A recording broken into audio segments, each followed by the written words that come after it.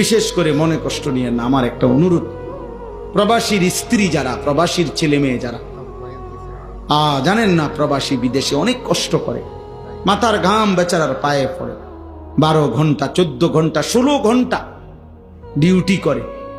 এই এত লম্বা ডিউটি করে কষ্টে জমানো টাকা বুকে বাইন্ধা স্ত্রী সন্তানের জন্য বাড়িতে পাঠায়।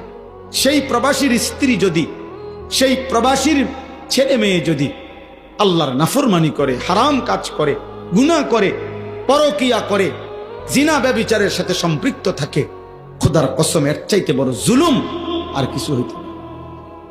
তোমার জন্য এই স্বামী বেচারা আজকে 12 বছর 16 বছর সে তার সমস্ত সুখ কোরবানি করে সে বিদেশের মাটিতে পড়ে আছে একা, আর তুমি বোন বাজারে বাজারে ঘোরো, তুমি বাজারে বাজারে। আল্লাহ আমাদেরকে হেফাজত করে।